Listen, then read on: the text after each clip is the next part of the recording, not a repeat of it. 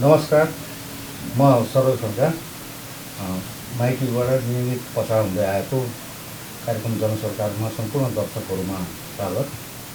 दर्शकहरू, हामीले नियमित जनताका जल्दाबल्दा विषयवस्तु, देशमा घटिरहेका घटना र राजनीतिक क्षेत्र, आर्थिक क्षेत्र, सामाजिक क्षेत्रमा भएका गतिविधिहरूलाई हामीले कार्यक्रम मार्फत प्रस्तुत गर्दै आएका छौँ र हाम्रो समाजलाई हाँकिरहेका अग्रज व्यक्तित्वहरूलाई हामीले निम्त्याएर वर्तमान अवस्था को विषयमा पनि चर्चा परिचर्चा गर्ने गरेका छौँ। म आज हाम्रो अतिथिको अलिकति समय कम भएकोले बढी भूमिका नमान्दै म सिधै कार्यक्रमतिर प्रवेश गर्न चाहन्छु र दर्शक श्रोता हामीसँग हुनुहुन्छ सुबोध कुमार गुप्ता।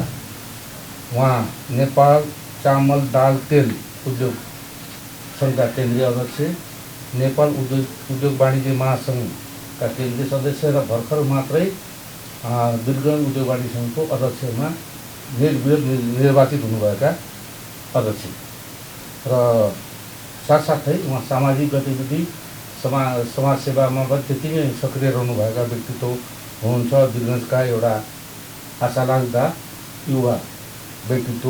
आज मैले उहाँलाई स्टुडियोमा स्वागत गर्न पाएको छु। शुभजी, यहाँलाई स्वागत छ। धेरै धेरै धन्यवाद सरोज सर तपाईँलाई र म माई टिभीलाई हृदयदेखि धन्यवाद दिन चाहन्छु कि तपाईँलाई मलाई माई टिभी बोलाएर आफ्नो कुराहरू राख्नु मौका दिनुहुन्छ। शुभजी, यहाँ भर्खरै मात्रै निर्विरोध वीरगञ्ज उद्योग वाणिज्य सङ्घको अध्यक्ष पदमा सर्वसम्मतिमा निर्वाचित हुनुभयो। त्यसको लागि यहाँलाई धेरै धेरै बधाई, शुभकामना, उत्तरोत्तर प्रगतिको कामना। सँगसँगै म केही क्वेसनहरू यहाँसम्म राख्न चाहन्छु। यो उद्योग व्यापार भनेको देशको मेरुदण्ड पनि हो। देशलाई प्रत्यक्ष अप्रत्यक्ष रूपमा पनि उद्योग व्यापारले ठुलो योगदान पुर्याइरहेको हुन्छ र यहाँ अध्यक्ष भएर आउनुभयो, खास गरी वीरगञ्ज, आर्थिक नगरी वीरगञ्ज। र यहाँसँग त चुनौती, अवसरभन्दा चुनौती बढी छ। अब कसरी सामना गर्नुहुन्छ? सबभन्दा प्रथम सम्पूर्ण उद्योगी व्यवसायी मित्रहरूलाई, यहाँका निजी क्षेत्रका सम्पूर्ण साथीहरूलाई, हाम्रा आम यहाँका जनसमुदायहरूलाई म हार्दिक हृदयदेखि नै धन्यवाद दिन चाहन्छु। उहाँहरूले मलाई यस्तो गरिमामय पदमा सर्वसम्मतबाट निर्विरोध रूपमा चयन गरेर ल्याउनु भएको छ र म योभन्दा पहिला पनि नेपाल चामल दाल उद्योग सङ्घको अध्यक्षमा निर्विरोध नै निर्वाचित भएको छु। केही दिन अगाडि नेपाल उद्योग वाणिज्य महासङ्घको केन्द्रीय सदस्यमा पनि म निर्वाचन जितेर नै आइराखेको छु र वीरगञ्ज उद्योग वाणिज्य सङ्घको मेरो यात्रा भनेको 16 वर्ष पहिला मैले विजय शताब्दीजी अध्यक्ष हुनुभएको बेलामा मैले सुरुवात गरेको थिएँ र त्यो यात्रादेखि लिएर अहिलेसम्म एकचोटि महासचिव, 4 पटक उपाध्यक्ष, खाँदै म अध्यक्षमा आएको छु। त्यसले गर्दाखेरि पुरै देशको सम्पूर्ण नगर जिल्ला उद्योग वाणिज्य सङ्घको अध्यक्षज्यूसँग एउटा राम्रो सम्बन्ध छ। चामल दाल तेल सङ्घको अध्यक्षको नाताले जति पनि देशको वस्तुगत उद्योग वाणिज्य सङ्घको अध्यक्षहरू हुनुहुन्छ उहाँहरूसँग पनि एउटा फ्रेन्डली सम्बन्ध छ। नेपाल उद्योग वाणिज्य महासङ्घमा केन्द्रीय सदस्यको नाताले त्यहाँका पदाधिकारी तथा सदस्यहरूसँग पनि एउटा राम्रो सम्बन्ध छ। अब यो सम्पूर्ण पदले के गर्छ कि एउटा वीरगञ्ज च्याम्बर तथा नेपाल च्याम्बरको बिचमा एउटा पुलको काम गर्छ। यहाँको इस्युजहरूलाई हामीले केन्द्रकोमा त्यो इस्युलाई समाहित गर्छौँ, किनभने हामी अब पोलिसी लेभलमा पनि बसिरहेछौँ काठमाडौँमा। यो इस्यु उठाउने पनि हामी नै पऱ्यौँ, सम्बोधन गराउन पनि हामी नै लाग्छौँ। सम्बन्ध भनेको FNCCI federation of Nepal chamber and federation of Birgunj चेम्बरको सम्बन्ध चाहिँ राम्रो हुने भयो। त्यसले गर्दाखेरि नेता भनेको च्यालेन्जलाई एक्सेप्ट गर्नको लागि बनिन्छ। धेरै च्यालेन्जेसहरू छ र त्यो च्यालेन्जेसहरूलाई हामीले मिट गर्नेछौँ। हाम्रो योजनाहरू छ, प्लान अफ एक्सनहरू छ। त्यो प्लान अफ एक्सनहरूले यो औद्योगिक कोरिडोरको विकास कसरी लिएर जाने, अहिले भर्खरै कोभिडले जुन पुरै विश्वको अर्थतन्त्रलाई भाराशाही पारेको छ, त्यो अर्थतन्त्रलाई एउटा नयाँ आयाम दिनको लागि मलाई लाग्छ नेपाल सरकार, यहाँका प्रेसका मित्रहरू, यहाँका निजी क्षेत्रका साथीहरू सम्पूर्ण मिलेर एउटा यस्तो योजना बनाउनुपर्छ जो गुरु योजनाले सम्पूर्ण यो कोभिडलाई चाहिँ पारेको उसको प्रभावलाई निस्तेज गर्नको लागि हामी अगाडि बढ्ने हाम्रो सोच छ र हामी त्यसमा लागि पर्नेछौँ। त्यसपछि यस्ता धेरै योजनाहरू छ जुन अहिले म तपाईँलाई बताउँछु। त्यो प्लान अफ एक्सनका कुराहरू म गर्छु, जसले गर्दाखेरि वीरगञ्जका उद्योग व्यवसाय मात्र होइन, पुरा देशका उद्योग वाणिज्यका क्षेत्रका साथीहरू, हिजो अस्ति पनि पुरा देशको 25-30 जना उद्योग वाणिज्य सङ्घ अध्यक्षहरूसँग कुरा मेरो भएको छ। नेपाल उद्योग वाणिज्य महासङ्घको अध्यक्षज्यूसँग लगातार हामी सम्पर्कमा छौँ। हाम्रो देशको इस्युहरू के हुन सक्छ, वीरगञ्ज, भैरवा, विराटनगर, नेपालगञ्ज, काठमाडौँ र पोखराका चेम्बरका इस्युजहरू के हुन सक्छ। हाम्रो सोच छ आउने दिनमा एउटा साझा इस्युजहरू बनाउने। त्यो साझा इस्युहरू बनाइसकेपछि धेरै ठुलो किताब नबनाऊ, मैले भनेको साथीहरूलाई तपाईँको प्राइम इस्युहरू के छ त 1 to 5 इस्युहरू के छ, त्यो इस्युहरू लिएर आउनुहोस्। त्यस्तै सम्पूर्ण इस्युहरूलाई हामीले मर्ज गरेर एउटा यस्तो इस्यु बनाऊ, त्यो इस्युलाई सरकारलाई पनि दिँदाखेरि उहाँले भन्नुहुन्छ हो यो इस्यु आउनुपर्छ। त्यसपछि हामी उहाँलाई लगातार डायलग गरेर प्लान अफ एक्सन बनाएर कार्यान्वयन पक्ष मजबुत गरेर त्यसपछि हामी अगाडि बढ्ने योजनामा छौँ। त्यसपछि धेरै कुराहरू छ जुन फेरि म तपाईँहरूलाई राख्ने नै छु। म पुनः तपाईँहरूलाई धन्यवाद दिन चाहन्छु यहाँ निम्ताउनु भएको। यहाँ मैले के जोड्छु भने यहाँ चामल दाल तेल उद्योग सङ्घको केन्द्रीय अध्यक्ष, खास गरी भन्नुपर्दा अहिले हामी स्वदेशी किसान अथवा स्वदेशमा उत्पादन भएका भन्दा विदेशी आयात बढाएको छ। सरकारले उसलाई बढी प्रोत्साहन दिएको छ र हाम्रो देशमा रहेका मैले सुने र पढाएको पनि छु धेरै यो खाद्य उद्योगहरू चाहिँ बन्द भइसकेका छन्, केही त्यो अवस्थामा छन्। त्यो कहाँ किन कसरी होला? एकदमै तपाईँले राम्रो प्रश्न गर्नुभएको छ। म अब चामल दाल व्यवसायी पनि हो, इन्डस्ट्रियलिस्ट पनि हो। हामीले यो इस्युहरू हामी उठाउँदाखेरि के भन्छौँ कि हाम्रो देश चाहिँ कमसेकम एकदमै नहुने खाद्यान्नहरू जुन हामी डेली खान्छौँ, चामल दाल तेल यस्ता सम्पूर्ण कुराहरू, मैदा गहुँ, यसमा हामी चाहिँ आत्मनिर्भरतर्फ बढ्नु पर्दछ। किनभने आत्मनिर्भर नभएको अवस्थामा के हुन्छ कि जसरी एकचोटि नाकाहरू बन्द भयो, पेट्रोल डिजल बन्द भएको छ, हामी यो खाद्यान्नको लागि पनि विदेशमाथि निर्भर भएको अवस्थामा कुन दिन खाद्यान्न पनि बन्द हुन्छ र कुन दिन हाम्रो देशमा भोकमरीको अवस्था हुन्छ, त्यसबाट हामी बच्नको लागि यहाँका देशका किसानहरूको जुन अहिले काम गर्ने तरिकाहरू छ त्यो तरिकालाई परिवर्तन गरिकन जुन युवाहरू विदेशमा पलायन गरिराख्नु भएको छ, 40 लाख 50 लाख युवाहरू विदेशमा हुनुहुन्छ र हरेक वर्ष एउटा ठुलो जमात गरिराख्नु भएको छ, उहाँको आफ्नै गाउँमा उहाँलाई कसरी हामीले उहाँको एउटा मोडर्न फार्मिङ आधुनिक कृषिको व्यवस्था, आधुनिक कृषिको लागि हामी एउटा आधुनिक कृषि औजारको व्यवस्थापन, आधुनिक कृषि औजारको साथसाथमा उहाँको खेतमा सिँचाइको व्यवस्थापन, उहाँले उत्पादन गर्ने पर्ने फसलको इन्सुरेन्सको व्यवस्थापन र यो सम्पूर्ण गर्नको लागि बारम्बार म अर्थमन्त्रीसँग कुरा हुँदाखेरि के भन्छौँ भने प्राइभेट सेक्टर, निजी क्षेत्रलाई जबसम्म यहाँको किसानलाई जोडिँदैन, जबसम्म उहाँलाई जोडेर जबसम्म हामी अगाडि बढ्दैनौँ तबसम्म किसानको विकास हुन सक्दैन। किनभने उद्योगले थाहा छ कि हामीलाई के चाहिएको छ, उहाँलाई धान चाहिएको छ चामल बनाउनको लागि, गहुँ चाहिएको छ मैदा बनाउनको लागि, रहर मसुरहरू चाहिएको छ दाल बनाउनको लागि, तोरीहरू चाहिएको छ तेल बनाउनको लागि, कस्तो क्वालिटी चाहियो। त्यसले गर्दाखेरि त्यस्ता बिउहरूको व्यवस्थापन, खेतमा तपाईँको सिँचाइको व्यवस्थापन, इन्सुरेन्सको व्यवस्थापन, मन्डी हाउसको व्यवस्थापन, उहाँको घरमा जसरी पोखरिया एरियामा जब खेती भइरहेछन् पोखरियामा मन्डी हाउस उत्पादन गर्ने, मन्डी हाउसमा सम्पूर्ण माल आउँछ र किसानको चेक चाहिँ त्यही हस्तान्तरण गर्ने, यो कुरामा र फेरि यो जुन सानोतिनो जसरी पुरा देशको हामी कुरा गर्दाखेरि जति पनि हामीसँग भूभाग छ एउटा व्यक्तिसँग बढीभन्दा बढी तपाईँको 1 रोपनीभन्दा 2 रोपनीभन्दा बढी जग्गा छैन के त्यति मा खेती गरेर पुग्छ त? हामी के भन्छौँ सम्पूर्ण जति पनि भूमि छ त्यसलाई युनाइट गरौँ, त्यसलाई एउटा यस्तरी एकीकरण गरेर मर्ज गरेर बढौँ र त्यसमा क्रप जसरी आज हाम्रो देशमा इम्पोर्ट छ जिरा मसिनो चामलको, तर हामी चाहिँ यहाँ बनाउँछौँ मोटा धानहरू, चितवनमा मोटा धान बन्छ, दाङमा मोटा धान बन्छ, त्यसलाई परिवर्तन गरौँ न त। त्यो किसानलाई परिवर्तन गर्नको लागि जिरा मसिनोको बिउ दिउँ त, उहाँलाई हामीले खाद्यको व्यवस्था गरौँ न त। त्यसले गर्दाखेरि देशमा आर्थिक क्रान्ति हामीले चाहिराखेका छौँ भने यहाँ कृषि क्रान्ति अपरिहार्य तत्त्व हो। पहिला किसान मजबुत हुनुपर्छ। अहिले पनि हाम्रो देशको जिडिपीमा कृषिको मात्र 14% योगदान छ, त्यो योगदानले पुग्दैन। हामी भन्छौँ कि कृषिमा कमसेकम 25 देखि 30% योगदान कृषिको हुनुपर्छ जिडिपीमा। त्यस्तै उद्योग योगदान भनेको 13% छ। त्यो योगदानलाई हामीले 30 देखि दुईटी मिलाएर कमसेकम 50% को हाराहारीमा जबसम्म जीडीपीमा देशको कृषि र औद्योगिकको तपाईँको जीडीपीमा स्थान हुँदैन तबसम्म विकास हुने सम्भावनाहरू न्यून छ। त्यसले गर्दाखेरि कृषि क्रान्तिको लागि कृषि र उद्यमहरूलाई जोडौँ, निजी क्षेत्रलाई जोडौँ, प्लान अफ एक्सन बनाऊँ, आधुनिकीकरण खेती गरौँ, मल्टी भ्यालु क्रप्सको कुरा गरौँ। मल्टी भ्यालु क्रप्स भनेको फ्लावरी खेतीहरू, तपाईँको उखुको खेतीहरूलाई जुन क्रप्स महँगोहरू छ त्यो क्रप्सलाई कसरी अगाडि बढाउने र त्यसलाई चाहिँ एक्सपोर्टको वातावरण पनि सृजना गर्ने।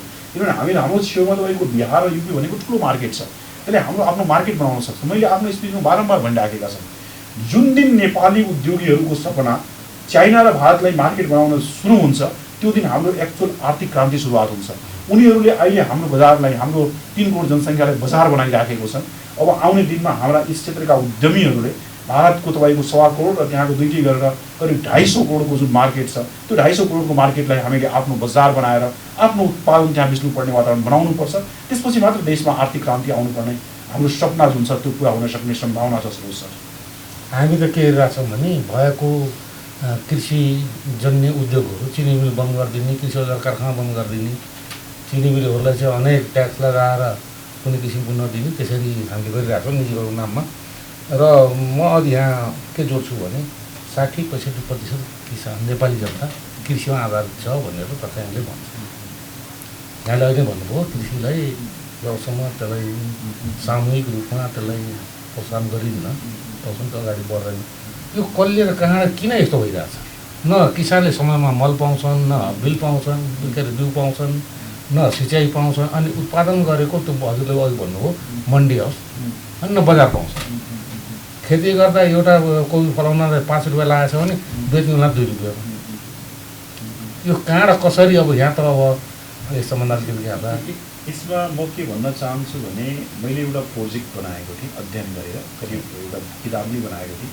योभन्दा पहिला हाम्रा माननीय युवराज कतिवटाजी अर्थमन्त्री म उहाँसँग बसेको थिएँ र त्यो मैले उहाँलाई पुरै प्लान अफ एक्सन बनाएर दिएको छु। त्यो प्लान अफ एक्सन कार्यान्वयन भएको स्थितिमा के हुन्छ भने किसानले रेट भनेको तब पाउँछ जब कि उद्योगहरू राम्रो हुन्छ, किनभने उसको बजार भनेको उद्योग हो। उद्योगमा आफ्नो जति पनि फसल छ त्यो उद्योगमा बेच्न लिएर आउँछ। त्यसले गर्दा उद्योगलाई हामी अगाडि बढाउनको लागि के गर्ने त मेरो प्रथम थियो प्राइभेट सेक्टर विथ फार्मर।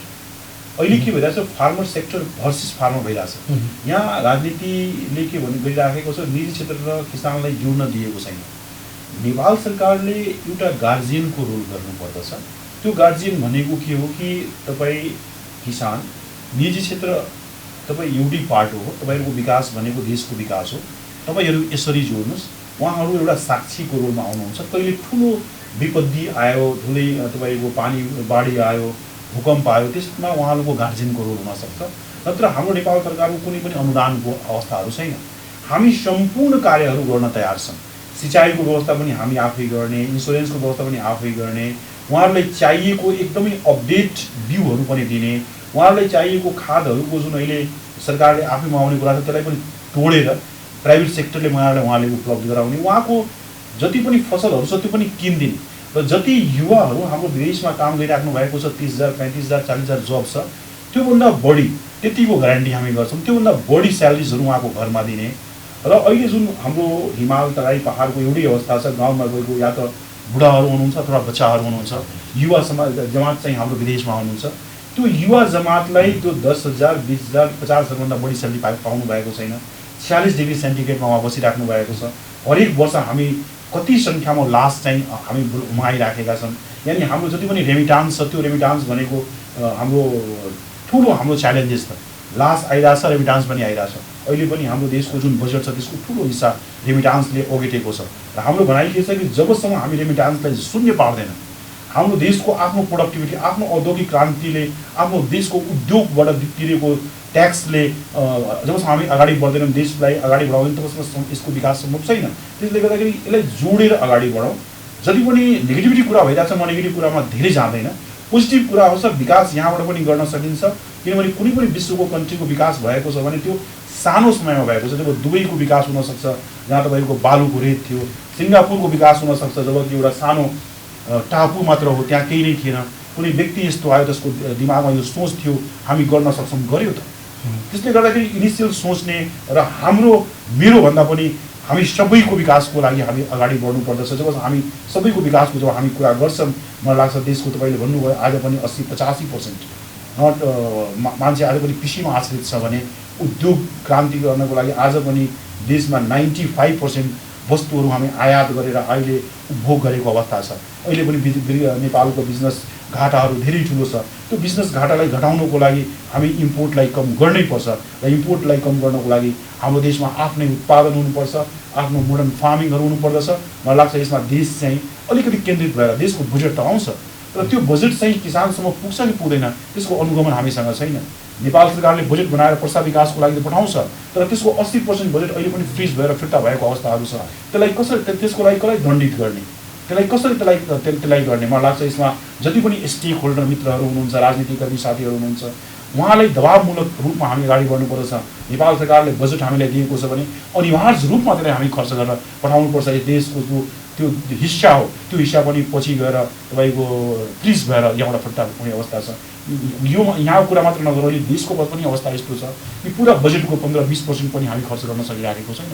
यो विडम्बना हो। हाम्रो देशको जति पनि बजेट छ, जति पनि आयोजनाहरू छ त्यसको कमसेकम 80-85% हामीले खर्च गर्नुपर्छ। त्यस्तो नगरेसम्म विकास हुने सम्भावनाहरू छैन र त्यसको लागि एउटा दण्डित रूपमा तपाईँले नगरेको खण्डमा हामी यसरी जाने भनेर जबसम्म देशमा यस्तो प्रावधानहरू आउँदैन तबसम्म विकास हुन सक्ने सम्भावनाहरू एकदमै न्यून छ। सरोज सर, हामी त्यो देश हौँ।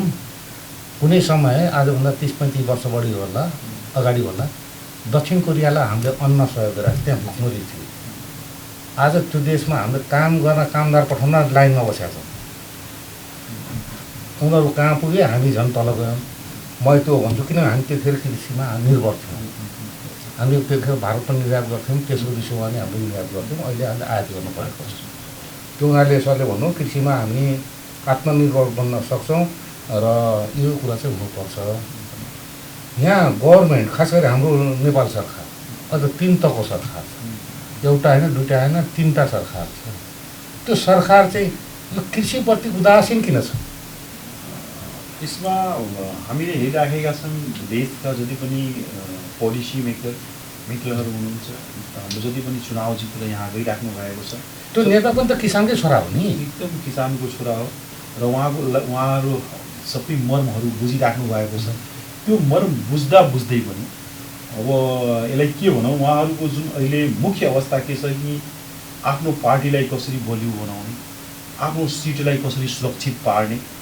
जबसम्म मैले पहिले पनि भने मेरो हामीभन्दा पनि हामी सबैको विकासमा जबसम्म हाम्रो केन्द्र हुँदैन तबसम्म विकास हुने सम्भावना छैन। सबै कुराहरू भइरहेछ, देशले खेल्नुपर्ने भूमिकाहरू भइरहेछ र त्यो भूमिकालाई कार्यान्वयन पक्ष हामीले बारम्बार भन्छौँ। जब बजेट आउँछ भने हजुरले जब सुन्नु होला त्यसको जब विश्लेषण हुन्छ हरेक व्यक्तिले के भन्छ, बजेट राम्रो छ, कार्यान्वयन पक्ष चाहिँ राम्रो हुनु पर्यो। तर कार्यान्वयन पक्ष जुन यो शब्द छ यो धेरै महत्त्वपूर्ण शब्द हो। कार्यान्वयन पक्षमा हामी धेरै कमजोर छौँ। अब कार्यान्वयन पक्ष कमजोर हुने कारणमा हामीलाई लाग्छ कि विश्लेषण गर्नुपर्दछ त्यसको कमी कमजोरी के छ, कहाँबाट त्यो कमी कमजोरी भइरहेछ। त्यसलाई चाहिँ हामी अगाडि बढ्दाखेरि आउने दिनमा मलाई लाग्छ पक्कै हामीले त्यो प्रतिफल गर्छौँ। अहिले हामी भन्छौँ हाम्रो देशको विकासको लागि विश्वको हामी दोस्रो हाइड्रो पावर उत्पादन गर्ने क्षमता भएको छ। 85,000 मेगावाट उत्पादन गर्न क्षमता छ। आज हामी एकदमै त्यसको 2% पनि उत्पादन गर्न सकेको छ, किनिराखेका छौँ। आज पनि हामी भाषण त ठुलो गरिराखेका छौँ, आफूलाई ठुलो भनिराखेका छौँ। कार्यान्वयन पक्ष त्यहाँ 0 छ। हामी भन्छौँ पुरै विश्वको सबभन्दा ठुलो प्रकृति हामीसँग छ। म पनि अहिले विश्वको कमसेकम 25वटा राष्ट्र युरोप, फ्रान्स, जर्मनी, इटली लगायत युरोपको धेरै जसो कन्ट्रीहरू, अमेरिका, चाइना, बङ्गलादेश, श्रीलङ्का म आफू पनि घुमिसकेको छु, भ्रमण गरिसकेको छु वैदेशिक। त्यो सम्पूर्ण हेर्दाखेरि पनि हाम्रो देश प्रकृति सबभन्दा स्ट्रङ छ। हामीले सम्भावना छ यहाँ धेरै पर्यटनहरूलाई ल्याउने, तर पनि हामी पर्यटक 20 लाखको कुरा गर्छौँ। 20 लाख तर हाम्रो अवस्था के छ कि हामी यो कुरा बुझिदिनु पर्दछ। पर्यटक भनेको विदेशी मात्र पर्यटक होइनन्, हाम्रो लागि मुख्य टार्गेट भनेको भारतीय पर्यटकहरू हो। र भारतीय पर्यटक त तपाईँको एउटा गढीमाई मेलामा 20 लाखभन्दा बढी आउँछ। त्यो हामीले काउन्ट गर्नै सकिराखेको छैन। त्यसले गर्दाखेरि विश्वमा खर्च गर्न पनि क्षमता सबभन्दा ठुलो भारतीयहरूको छ। विदेशी पर्यटन भनेको एकदमै कम एक्सपेन्समा विश्व घुम्ने उहाँहरूको रहर हुन्छ, आउनुहुन्छ। तर भारतीय पर्यटक पुरा विश्व घुमिराख्नु भएछ। त्यसले भारतीय पर्यटकलाई हामी कति इज्जत दिन सक्छौँ त्यो एउटा पार्ट हो पर्यटनको सम्बन्धमा। पर्यटनमा पनि हामी काम गर्न सकिराखेका छैनौँ। तेस्रो हामीले के भन्छौँ कि हाम्रो देशमा जति पनि यस्ता जडीबुटीहरू छ, हिमालमा त्यस्ता जडीबुटीहरू छ, त्यसको हामी उत्खनन गरेर हामी एक्सपोर्ट गर्न सक्छौँ। त्यो हाम्रो भाइबिलिटीहरू हो। यो भाइबिलिटीलाई पनि हामीले क्याच गर्न सकिराखेको छैनौँ। यानि हामीसँग जुन भाइबिलिटीहरू छ जसको हामी अगाडि बढ्न सक्छौँ, खनिजहरू छ हाम्रो देशमा, तेलहरू छ हाम्रो देशमा, त्यस्ता धेरै खनिजहरू छ जसको उत्खनन गरेर हामी अगाडि बढ्न सक्छौँ। त्यसमा फोकस गरेर तपाईँको एक्टिभ रूपमा काम हामी गर्न सकिराखेको छैनौँ। जबसम्म यिनीहरूमा हामी एक्टिभली काम गर्न सक्दैनौँ तबसम्म विकास हुन सक्ने सम्भावनाहरू न्यून छ सबै सर। म फेरि यतातिर फर्किन्छु। वीरगञ्ज पथलाई औद्योगिक कोरिडोर होइन, यो हाम्रो यसै आर्थिक राजधानी भनिएको होइन, छ हामीसँग। तब हामी आर्थिक राजधानी भन्छौँ वीरगञ्जलाई, हामीसँग छ सम्पत्ति। र यहाँनिर जहिले पनि गभर्मेन्टको सरकारको चाहिँ वक्र दृष्टि कि सहयोगभन्दा त्यसले के भन्ने अब हस्तक्षेप बढी। अब त्यो उद्योगिक व्यापारी गुनासो हामीले सुन्ने गरेका छौँ। यहाँ त्यो महसुस गर्नुभएको छ कि एकदमै यसमा मेरो भनाइ के छ कि देशको 40 देखि 45% औद्योगिक लगानी चाहिँ हाम्रो 12% औद्योगिक उद्योगमा छ। ट्याक्स पनि यहीँबाट जान्छ स्वाभाविक हो। 45% लगानी छ भने ट्याक्स पनि 40-50% हामी दिइरहेको छ। औद्योगिक ट्याक्स लिइरहेको छ। पुरा देशको 60% भन्दा बढी कार्गोहरू, ट्रक्सहरू, ट्रेनहरू हाम्रो बाटोबाट गएर चाहिँ गेटवे अफ नेपाल हो। स्वाभाविक रूपमा भन्सार चाहिँ हामी त्यही रूपमा 50% पुरा देशको उठ्ने भन्सार रेभेन्यूको हामी तिरिराखेका छौँ। यानि नेपालमा वीरगञ्जको कुरा गर्दाखेरि वीरगञ्जको धेरै ठुलो महत्त्व छ। वीरगञ्जको विकास भनेको नेपालको एक्चुअल विकास हो। नेपाल सरकारले सबभन्दा बढी के हुन्छ कि जो बच्चा घरमा राम्रो बिजनेस गर्छ, राम्रो कमाउँछ, उसलाई खर्च गर्ने पनि अधिकार गार्जियनले भन्छ ल तिमी खर्च गर भन्छ, तिमी राम्रोसँग बस भन्छ। हाम्रो पनि भनाइ त्यही हो कि जब वीरगञ्जले यत्रो ठुलो सघाइ राखेको छ देशको विकासको लागि, वीरगञ्जको विकास किन भएन त? वीरगञ्ज जुन रूपमा बढ्नुपर्ने त्यो रूपमा किन बढ्न सकिराखेको छैन? नेपाल सरकारले आज पनि जब विकासको योजनाहरू, विकासको बजेटहरूको कुरा गर्नुहुन्छ, हाम्रो स्थान चाहिँ 45औँमा पर्छ, 44औँमा पर्छ। रेभेन्यू दिनेमा सबभन्दा टपमा, खर्च गर्नेमा 45औँमा। त्यसमा पनि 45औँमा पर्दाखेरि पनि 80% बजेट चाहिँ फ्रिज हुँदो रहेछ। त्यसले गर्दाखेरि यो हाम्रो अवस्था धेरै त्यो भइराखेको छ। यो सम्पूर्णलाई परिवर्तन गरेर नेपाल सरकारसँग हामी डायलग गरेर हामीलाई जुन फ्यासिलिटी उहाँले दिइराख्नु भएको छ र जुन रेभेन्यू अहिले देशमा उठिरहेको छ, हामीले अलिकति माया गरिदिनु भयो भन्नु। जति अहिले देशको रेभेन्यू छ त्यसको रेभेन्यू हामी डबल गर्न सक्छौँ। आज जति रेभेन्यू नेपाल सरकारको त्यसको डबल गर्ने क्षमता यो क्षेत्रलाई छ। यो भने भारतको बम्बे हो। यो भनेको धेरै ठुलो यसको आफ्नैमा यसको छ कि कारण के हो भने यो यस्तो ठाउँ हो, यसको अपर्च्युनिटी कसैले छिन्न सक्दैन। कारण यो सेन्ट्रली लोकेटेड छ, नेपालको सेन्टरमा छ। यहाँ कुनै पनि सामान आयो भने त्यो नारायणघाट एकदमै सस्तो भाडामा, विराटनगर एकदमै सस्तो भाडामा, काठमाडौँ एकदमै सस्तो भाडामा, पोखरा सस्तो भाडामा। यो अपर्च्युनिटी विराटनगरसँग छैन, यो अपर्च्युनिटी भैरवासँग छैन, यो अपर्च्युनिटी काठमाडौँसँग छैन। यानि कि यो जियोग्राफिकल गड हामी गिफ्टेड कुराहरू हो। यो कसैले हामीसँग छिन्न सक्दैन।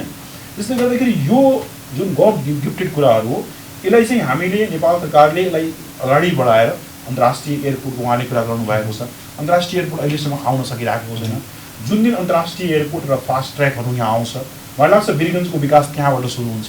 त्यसले गर्दाखेरि जति पनि प्रस्तावित हाम्रो विकासका योजनाहरू छ, बुढाकी राजमार्गका कुराहरू बहुत धेरै दिनदेखि हामी प्रतीक्षामा छौँ कि हाम्रो गौरवाबाटादेखि लिएर हाम्रो चितवनको बिचको जब डिस्टेन्स कम हुन्छ, मलाई लाग्छ कि यो क्षेत्रको वीरगञ्ज भन्नाले पश्चिम नै हाम्रो नयाँ वीरगञ्ज भइराखेको छ। यहाँदेखि ठुलो एरियाहरू र त्यो एरिया अहिले पनि पुरा भ्याकेन्ट छ। त्यहाँको जनताहरू अहिले पनि बेरोजगार हुनुहुन्छ।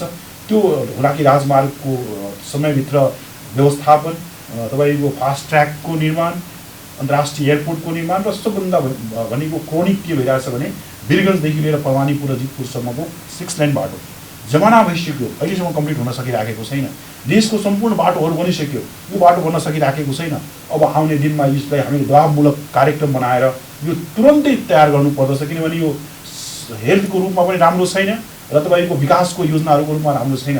त्यसले गर्दा नेपाल सरकारले आज हामी माई टिभीको माध्यमबाट अनुरोध गर्न चाहन्छु, या त योजना नै नदिनुहोस्, योजना दिनुहुन्छ भने त्यसलाई एउटा समयमा समाप्त गर्ने एउटा वाचाको साथमा आउनुहोस्, नत्र दिएको पनि लाग्छ नभएको पनि अनुभव यस जनताले गरिराखेको छ। कहीँ न कहीँ शङ्का र उपशङ्काका कुराहरू उत्पन्न हुने अवस्था छ। यो शङ्कालाई उपशङ्कालाई नेपाल सरकारले चिर्नु पर्दछ। मेरो बुझाइमा खास गरी विद्यमानमा नेपाल सरकारको खासै लगानी चाहिँ देखिएन। यहीँका रैथाने या केही बाहिरबाट लगानीकर्ताहरू आएर जुन औद्योगिक विकास भएको छ उहाँहरूकै योगदान हो। जो अहिले यो भएको यहाँले भन्नुभयो जोरपोल हामी भनेको उसमा सेन्टरमा छौँ, किनभने अब बिच नेपालको बिच भाग पर्छ, पेट्रोल लाइन पनि यहीँ छ, रेल लाइन पनि थियो, अब कति वर्ष भयो त्यो हट्यो, त्यो सही कुरा हो। र मैले यहाँ अझ के जोड्न खोजेँ भने खास गरी भन्नुपर्दा हामीले अलि चाँडो राजनीतिक परिवर्तन भयो होइन। त्यसले प्रत्यक्ष अप्रत्यक्ष म त्यो राम्रोसँग आर्थिक कुरा मात्रै जानकार होइन। हामी 46 सालदेखि अहिलेसम्म आउँदाखेरि सबभन्दा बढी चाहिँ राजनीतिक घटनाक्रमले उद्योग व्यापार प्रभावित भएको हो भन्ने मेरो बुझाइ छ। यहाँको बुझाइ कस्तो छ? एकदमै कुनै पनि देशको विकासको लागि सबभन्दा प्रथम मापदण्ड भनेको स्टेबिलिटी हो। तपाईँको अस्थायी सरकार हुनुपर्दछ देशमा। जुन सरकार आयो भने पनि हामीलाई खासै त्यो हुँदैन, किनभने हामी निजी क्षेत्र भनेको कुनै पार्टी विशेषसँग जोडेको हुँदैन। निजी क्षेत्रलाई अस्थायित्व चाहिएको हुन्छ र 5 वर्षसम्म टिक्ने सरकार चाहिएको हुन्छ। त्यसमा निजी क्षेत्रले योजनाहरू ल्याउन सक्ने हुन्छ, त्यो योजनाको कार्यान्वयन हुन्छ। अहिले के भइराखेको छ भने 2046 सालपछि हामी आफ्नो कुराहरू एउटा मन्त्रीज्यूलाई बुझाउँछौँ, अर्थमन्त्रीज्यूलाई, उद्योग मन्त्रीज्यूलाई। उहाँ जब बुझ्नुहुन्छ त्यसपछि उहाँको परिवर्तन भइसक्यो, आइसक्यो अवस्था हुन्छ। अब त्यो बुझाएको केही काम हुँदैन। उहाँको योजना पनि एउटा मन्त्रीज्यूले आफ्नो योजना पनि कार्यान्वयन गर्न सक्ने अवस्थाहरू हुँदैन। त्यसले गर्दाखेरि हाम्रो भनाइ यति मात्र हो कि स्टेबिलिटी हुनु पर्यो र त्यो स्टेबल गभर्मेन्टले जुन व्यक्ति भए पनि काम गर्न सक्ने उभित्र क्षमता हुन्छ, तर उसलाई चाहिँ टाइम काम गर्ने मौका पाउनु पर्यो, समय पाउनु पर्यो। त्यो चाहिँ अहिले समय पाउन सकिराखेको छैन। हरेक व्यक्ति जब छोटो समयको लागि कुनै पदमा जान्छ भने स्वाभाविक प्रक्रिया हो त्यो व्यक्तिले धेरै कुराहरू गर्न सक्ने सम्भावनाहरू न्यून हुन्छ र उहाँसँग हामी धेरै ठुलो अपेक्षा पनि गर्नु हुँदैन। उहाँ बुझ्दा बुझ्दै पद खोसिएको अवस्थाहरू हुन्छ। त्यसले गर्दाखेरि उहाँलाई मौका दिनुपर्दछ, स्टेबिलिटी ल्याउनु पर्दछ। अस्थायी रूपमा मन्त्रीमण्डललाई गठन गरेपछि बन्द नगरिकन लगातार रूपमा त्यो मन्त्रीमण्डलको व्यवस्थालाई अस्थायित्व प्राप्त गर्नुपर्दछ। र उहाँहरूले गरेको योजनाहरू कुनै कारणवश कुनै मन्त्रीमण्डल परिवर्तन भएपछि पनि त्यो मन्त्रीमण्डलले त्यही योजनाहरूलाई सुरुवात गर्नुपर्छ। तर यहाँ भइ के राखेको छ भने योजनाहरू फरक हुन्छ, सोचहरू फरक हुन्छ, पार्टीहरू फरक हुन्छ र त्यसले प्रभाव भनेको आम जनता, आम निजी क्षेत्र, आम किसानको छोरालाई परिराखेको हुन्छ। र आज अवस्था यो छ कि हाम्रो पर क्यापिटा इन्कम 1160 रुपियाँ छ, 1200 छ। जबसम्म हामी यसलाई लाखमा लिएर जान सक्दैनौँ तबसम्म विकास हुन सक्ने सम्भावनाहरू छैन। हामी अविकसित कन्ट्रीतर्फ छौँ, यसलाई विकासशील लिएर जाने, त्यसपछि हामी विकसितको कुरा गर्न सक्छौँ। त्यसले गर्दाखेरि पर क्यापिटा इन्कमका कुराहरू छ, जिडिपीमा हाम्रो लगानीका कुराहरू छ, रेमिटान्सको लागि जिडिपीमा घटाउने कुराहरू छ। यसमा अल्लाहलाई अलिक अध्ययन गरेर हामी प्रस्तुत हुनुपर्ने कुराहरू छ। त्यसपछि मात्र एक्चुअल विकासका कुराहरूमा हामी जान सक्ने सम्भावना छ। सो सर, यो कोभिड-19ले विश्वलाई प्रभावित पार्यो। विश्व नै लगभग ठप हो, लाखौँ मानिसको ज्यान गयो। उद्योग व्यापार झन् सबभन्दा बढी त प्रभावित उद्योग हुन त सबै क्षेत्र नै भयो, उद्योग व्यापार चाहिँ सबभन्दा बढी प्रभावित भयो। त्योबाट फर्किन अब फेरि पूर्ववत अवस्था आउन यहाँहरूलाई कतिको सहजता असहजता कस्तो छ? एकदमै विश्व आज कोभिडले त्रस्त भएको अवस्था छ। निजी क्षेत्र मात्र होइन, आम जनता, धेरै हाम्रा आफन्तहरूले आफ्नो घरको एउटा व्यक्ति गुमाएको अवस्था छ। धेरै व्यक्तिहरूको घरमा भएको बचतको पैसाहरू समाप्त भएको अवस्था छ। धेरै व्यक्तिहरूको रोजगारी गुमिएको अवस्था छ। धेरै व्यक्तिहरू एक छाक खाएर बस्ने अवस्थाहरू सृजना भएको छ। मलाई लाग्दछ यसलाई चिर्नको लागि नेपाल सरकारको एउटा गार्जियनसिपको रोल आउनुपर्दछ। त्यो गार्जियनसिपको रोल के हो भने कुनै पनि आम जनताको जब कमाइ कम छ, इन्कम कम छ भने उसले चाहिँ एकदमै अनिवार्य छ। नभई नहुने चामल दाल तेल मेडिसिन्स काम मात्र गर्न सक्छ। उसले अरू कोही मार्केटिङ गर्नै सक्दैन। उसले कोट प्यान्ट सुट या फ्रिजका कुराहरू सोच्न सक्दैन। त्यसले गर्दाखेरि उहाँको क्रय शक्ति बढाउनको लागि नेपाल सरकारले भूमिका खेल्नु पर्दछ। जति पनि साथीहरूको एक्सपेन्सेस छ त्यो एक्सपेन्सेसलाई लो गर्नको लागि उहाँलाई बिल महसुलमा छुट दिने हो कि उहाँको जुन हाम्रो ट्याक्स छ नेपाल सरकारको ट्याक्समा छुट दिने हो कि उहाँलाई कहीँ न कहीँ राहत दिनुपर्ने अवस्थाहरू छ। उहाँले लिएको पैसामा उहाँले ब्याजमा छुट दिने हो कि नेपाल सरकारले अनुदान लिएर त्यसमा अगाडि बढ्ने हो कि त्यस्तै हाम्रा निजी क्षेत्रका उद्योगी व्यापारीहरूलाई पनि विद्युत महसुलमा केही सहुलियत दिने हो कि उहाँहरूको इन्ट्रेस्टमा केही सहुलियत दिने हो कि उहाँहरूले खेल्नु परे जति पनि मनोबलहरू खस्केको छ त्यसको लागि उहाँ मनोबल बढाउने केही योजनाहरू लिएर आउने हो कि यो हाम्रो एउटा योजना भएर बढ्दाखेरि कहीँ न कहीँ त्यसको आउटपुटहरू हुन्छ र रोजगारी सृजना गर्नको लागि रोजगारी दिने भनेको निजी क्षेत्र हो। त्यसले गर्दा निजी क्षेत्रसँग एउटा सहकार्य गरेर प्लान अफ एक्सन हाम्रो यो छ। त्यसमा हामीले भनिराखेका छौँ जुन युवाहरू पढेर अहिले आइराख्नु भएको छ उहाँसँग फन्ड छैन, उहाँको फन्डको व्यवस्थापन हामी कसरी गर्ने, उहाँले ट्रेनिङहरू कसरी दिने, उहाँहरू कुन क्षेत्रमा गएर उद्यमी बन्न सक्नुहुन्छ, कुन सेक्टरमा गएर रोजगारी लिन सक्नुहुन्छ त्यसको ट्रेनिङ प्रोपर ट्रेनिङ गराउने, ट्रेनिङ गराएपछि उहाँले फन्डको व्यवस्थापन गर्ने, फन्ड व्यवस्थापन गरेपछि उहाँको ब्यालेन्स सिट समेत चेक गरेर 2-4 वर्षपछि उहाँलाई चाहिँ रोजगारीको लागि छोड दिने।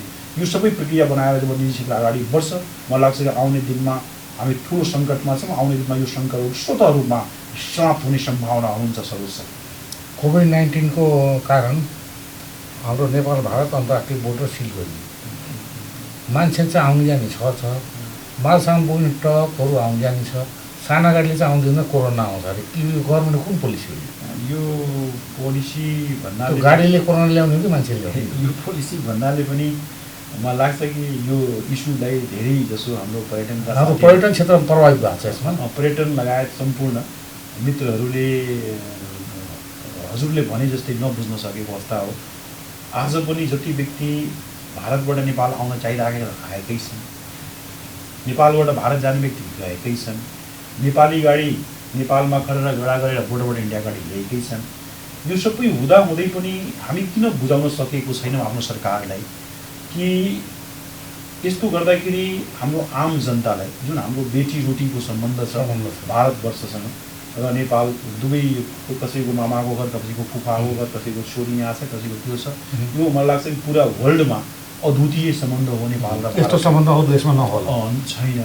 र यो सम्बन्धलाई हामीले अगाडि बढाउनको लागि मलाई लाग्छ कि जति छिटो हुन्छ गाडी आवत जावतका कुराहरूलाई हामीले सुरु गर्नुपर्दछ। चेक जाँच अझ पनि कडा गर्नुपर्दछ। त्यसमा हाम्रो कहीँ पनि छैन गर्नु हुँदैन भनेर हाम्रो आफ्नो देशको जनतालाई जोगाउनु पर्दछ। र गाडीसँग हाम्रो कुनै पनि त्यस्तो मलाई लाग्दैन कि कुनै पनि त्यस्तो समस्या छ। म आज माई टिभीको मार्फत यो भन्न चाहन्छु, नेपाल सरकारलाई अनुरोध गर्न चाहन्छु, यसबाट हामी समस्यामा छौँ सरकार र यसको ठुलो समस्या यहाँका बोर्डर भएका व्यक्तिहरूले महसुस गरिराखेका छन्। यो समस्या बुझ्नको लागि बोर्डरमै आएर घर बनाउनु पर्ने अवस्थाहरू छ। त्यसले गर्दाखेरि हाम्रो सबभन्दा ठुलो हामी जब पर्यटन वर्ष मनाइराखेको अवस्था छ त्यसमा बोर्डरलाई बन्द गरेर पर्यटन वर्ष मनाउनु कति उचित छ। त्यसले गर्दा कोभिडबाट हामी बाहिर आइसकेको अवस्था छौँ र बिहार र युपी र नेपालको अवस्था मोटामोटी कोभिडमा एउटै छ। हाम्रो म्याक्सिमम बोर्डर भनेको बिहार, युपी र बङ्गलादेश र वेस्ट बङ्गालहरूसँग छ, उत्तराञ्चलसँग छ, जो कि कोभिड कम प्रभावित क्षेत्रमा पर्दछन्। त्यसले गर्दाखेरि अलिक चेक जाँच गरेर यो सम्पूर्ण कुराहरूलाई इजी एसेस गर्नुपर्दछ, हाँसिलो फेस बनाउने वातावरण सिर्जना गर्नुपर्दछ जस्तो मलाई लागिराखेको छ। सर्वोच्च आर्थिक, सामाजिक, राजनीतिक यो सब त भन्दा पनि हामी अहिले दुई देशका नागरिकहरू पारिवारिक सम्बन्धबाट पनि अलिकति टाढिनु परेको स्थिति छ। अब यता केटा उता केटी, उता केटी यता केटा, अब जन्ती जान नपाउने अनि पैदल जानुपर्ने स्थिति त्यो छ। गरिहालियो भने पनि त्यो पनि प्रभावित भएको अवस्था छ। म यहाँको समयलाई ख्याल गर्दै म क्वेसनहरू धेरै थियो होला, अर्को पटक राख्ने है, अर्को पटक राख्ने। म एउटा अन्तिम क्वेसन गर्छु। यो अलिकति यहाँहरूले नै जान्ने कुरा हो। म एउटा प्रश्नकर्ता मान्छे। अहिलेको पछिल्लो समय आएर सोच राजनीति गर्ने राजनेताहरू हिजो त्याग तपस्या होइन ठुलो उहाँको योगदान छ। आज हामीलाई यो स्वतन्त्र दिनमा उहाँको ठुलो योगदान छ र उहाँहरू आज राजनीति गर्ने मान्छेहरू चाहिँ धनी हुन चाहन्छन्, धनी हो भने चाहिँ राजनीति गर्न चाहन्छु नि, किन होला? राजनीतिक क्षेत्र भनेको पूर्ण रूपमा सेवाको क्षेत्र हो। तपाईले हेरिराख्नु भएको छ जुन देशको नेता आफूलाई घर त्याग गरेको, बिहानै नगरेको अटल बिहारी वाजपेयीको तपाईले नाम सुन्नुभएको छ, एउटा त्यागको प्रतीक हुनुहुन्छ। प्रतिमूर्ति नै हुनुहुन्थ्यो, प्रतिमूर्ति नै हुनुहुन्छ। हाम्रो किशोरजी हुनुहुन्छ, त्यागको प्रतिमूर्ति हुनुहुन्छ। मेरो अनुरोध छ हाम्रो जति पनि राज्य नेताहरू हुनुहुन्छ, जब हामी घरबाट निस्किन्छौँ उहाँहरूलाई नै मुख हेरेर निस्किन्छौँ। उहाँहरूलाई नै विकासको कुरा गर्दाखेरि, सम्पूर्ण कुरा गर्दाखेरि उहाँलाई नै फेस हामी गर्छौँ र विश्वले नै पनि उहाँहरूकै कुराहरू हेरिराखेको हुन्छ। त्यसले गर्दाखेरि यस्ता कुराहरू जुन उठिराखेको छ, भनिन्छ जबसम्म आगो लाग्दैन धुवाँ आउँदैन। धुवाँ उठेको छ भने कहीँ न कहीँ सत्यताहरू पनि छन्। त्यो सत्यताहरू छन् भने यस्ता सत्यताहरूलाई चिरेर एउटा देशको सेवक बनेर, एउटा देशको एउटा सिपाही बनेर, देशको आर्थिक विकासको लागि, देशको कृषि क्रान्तिको लागि, आर्थिक क्रान्तिको लागि, युवा व्यक्तिको क्यापिटा इन्कम बढाउनको लागि, आफूलाई अविकसित कन्ट्रीबाट विकासशील कन्ट्रीतर्फ र विकासशीलतर्फ हुँदै हुँदै विकसित कन्ट्रीतर्फ लग्नको लागि मलाई लाग्छ कि एकदमै सम्पूर्ण राजनीतिक मित्रहरू मात्र होइन, सम्पूर्ण सेक्टरका मित्रहरू मिलेर अगाडि बढ्नु पर्दछ र आफ्नो विकासभन्दा पनि देशको विकास, आम जनताको विकासतर्फ हामी लाग्दाखेरि मलाई लाग्छ कि कुनै पनि लक्ष्य असम्भव छैन, दृढ सङ्कल्प हुनुपर्दछ र त्यस्तो हाम्रो प्राण अपेक्षा हुनुपर्दछ। सम्पूर्ण लक्ष्यहरू हासिल गरिन्छ जस्तो मलाई लागिराखेको छ र म पुनः अनुरोध गर्न चाहन्छु हाम्रो सम्पूर्ण आम जनता, राजनीतिकर्मी साथीहरू मिलेर जाउँ, देशको विकास गरौँ, यो मन्त्रबाट अगाडि बढ्नुपर्दछ। राजनीतिप्रति युवा पक्ष अहिलेको नयाँ पछिल्लो जेनेरेसन भनौँ, पछिल्लो युवा पुस्ताको आकर्षण गर्दै जान्छ। विदेशतिर प्लान भइरहेको छन्। रोजगारीको अवसर नभएर हो कि राजनीतिदेखि विस्तृत हो कि यसलाई कसरी लिनु? यसको सबभन्दा ठुलो पीडा भनेको के हो कि जबसम्म पेटमा रोटी हुँदैन तबसम्म मान्छे सोच्न सक्ने अवस्थाहरू हुँदैन। अहिले अवस्था के छ कि हाम्रो गाउँघरमा, हिमाल पहाडहरूमा धेरैजसो घरहरू सम्पन्न छैन। त्यो सम्पन्नतासम्म जबसम्म आउँदैन तबसम्म सोच्न सक्ने स्थिति हुँदैन। त्यसले गर्दाखेरि पहिला चाहिँ उहाँहरूलाई सम्पन्न गर्ने प्रयास हामी गरौँ।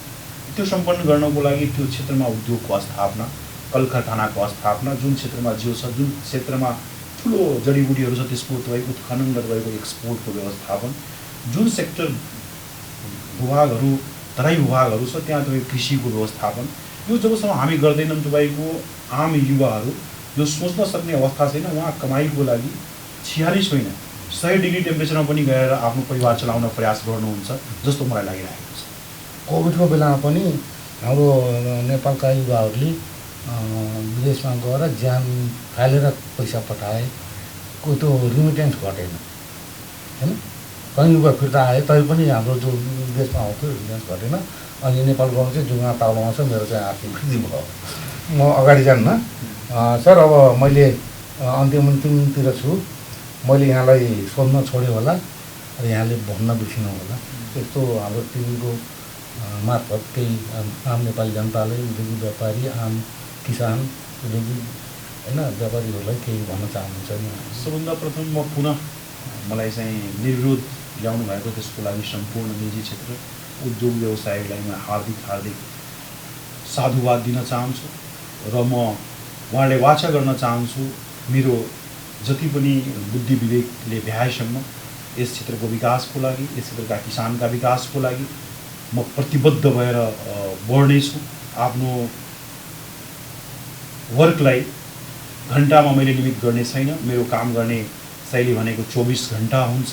म 24 घन्टा तपाईँहरूको सेवामा रहनेछु र जति हुनसक्छ तपाईँहरूको पोलिसी इस्युहरूलाई केन्द्रसम्म लग्नेछु र त्यो इस्युलाई सम्बोधन गराउने प्रयास गर्नेछु। र अन्तमा हामी अहिले होली पर्वको पूर्वमा छौँ।